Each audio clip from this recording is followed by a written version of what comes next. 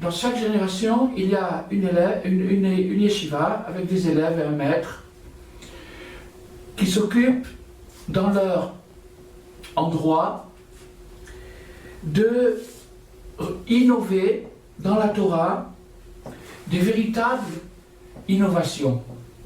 Qu'est-ce que c'est qu'une innovation?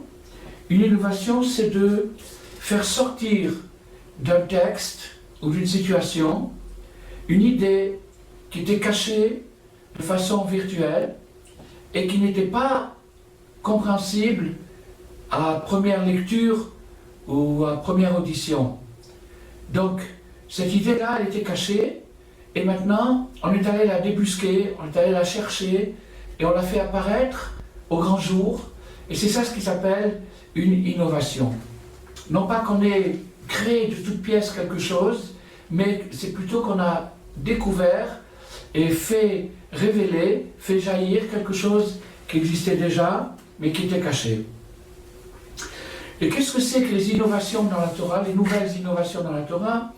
Eh bien, nous savons tous aujourd'hui, et combien le monde est en innovation permanente, la compétition, la concurrence qui existe dans le domaine industriel, commercial, culturel, artistique, politique, sportif, toutes ces choses-là, c'est la course aux médailles, la course à la réussite qui provoque une compétition.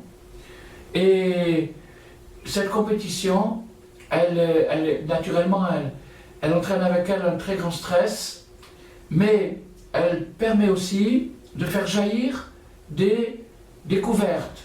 C'est-à-dire que les gens sont obligés d'inventer des choses pour pouvoir épater le public, intéresser les clients, etc. etc.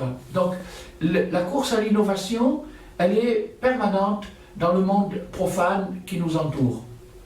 Maintenant, dans le monde spirituel, il faut faire face aux résultats des innovations, c'est-à-dire être à la hauteur des épreuves qui se produisent à cause des innovations.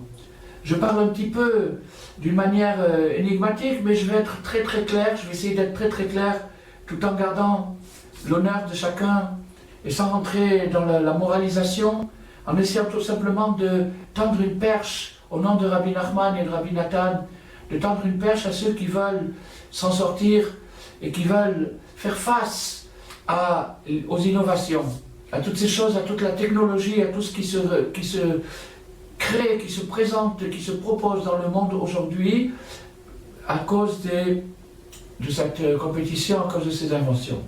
Donc, ce qu'il faut, c'est pour être à la hauteur, il faut trouver quelque chose d'au moins aussi génial que l'invention qui a pu nous poser des problèmes de conscience ou des problèmes moraux ou même des problèmes de simple survie.